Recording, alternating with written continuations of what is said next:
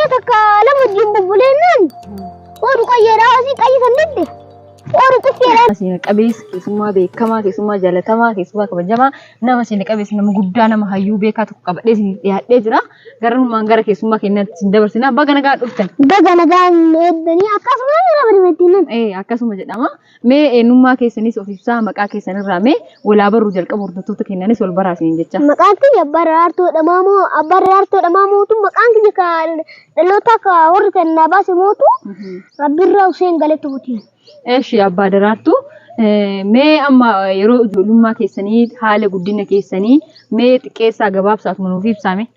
Angisee diqqeenna kiyyaa sani akka ijoollee ammaa sana balxaaxaan ani waa abbaan keenaan jedhan waati keenaan jettu seerumaan ijjijimaa fi haadna an nama guddaa guddadha jaarsi jabaa nama guddaa guddadha waan ta'eef akka ijoollee ammaa sana balxaaxaan angisee bosanuyyuu barumsuma haguma dargaggeessa ta'eeti kutaa sadii seenuyyuu barumsa cimaan cina akkanaan jiru bara jaarii san baradha angisee san baradha achuma cimummaa akkanaan jiru hacaalatti akka cimaa ta'e na beekanii gurmatee kana qabanii ganna baasaniiti liqambarii gaddaana godha anillee dinnee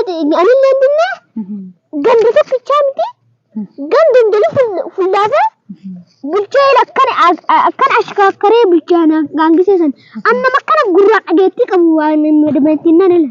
Eeshi Abbaa Daraartuu mee isin nama kabajamaadha nama beekamaadha mee nama seenaa qabeessa mee haadha Daraartuu akkamitti buutamme?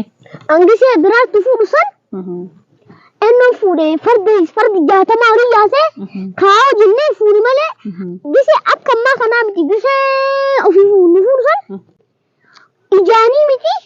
Ija doajin gurraan dhagaanii fuudhanii mana galchitanii amma ana Daraartuu fuudhe akkanuma ijuma keessa ilaalin beeku. Mee Abbaa Daree waa'ee dinu kaastaniiftanii mee garaagarummaa fuudha yeroo duriitii fi yeroo ammaa kana mee gabaabsaatiin nu ibsa.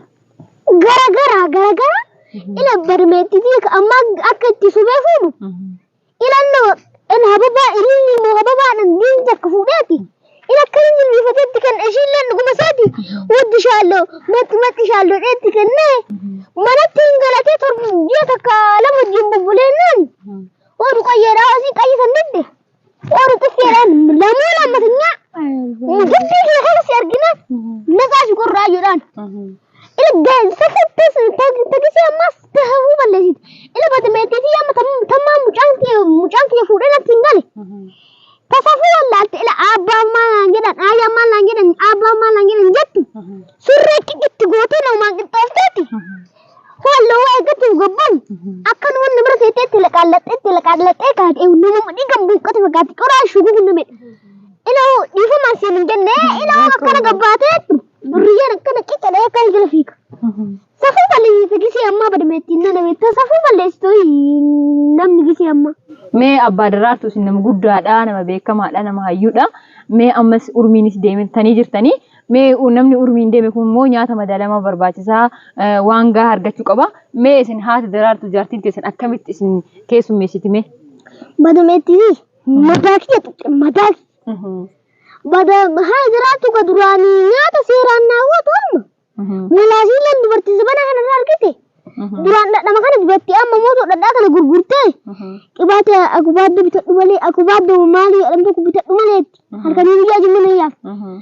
Mee badameettitiyya namni ennu dhadhaa gurguree dhadhaa ofii nyaataa fuuta dhadhaa gurguree zayitii namaa bita amma zayitii sana waddasiin nabbituu jalqabdee ila kinoo amma duddi kun na hojjeta.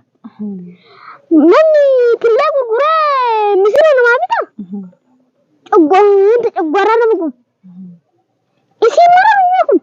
Tolee bareeda Abbaa Daraartuu qophii keenya asumarratti goolabna garummaan hordoftoonni keenya waan nu daawwattaniif galatoomaa isinii jecha qophiin keenya asirratti goolabna garummaan torbee dhufuu keessummaa biraa qabannee hanga walitti deebinutti nagaanu jecha Abbaa Daraartuu isinis waan istuudiyoo keenya argamtanii gaafii akkanaa isin gaafanneef deebii nu laatu keessaniif hedduu galatoomaa isinii jecha garummaan hordoftoonni keenya goolabnee jirra nagaan nu tura torbee gaarii.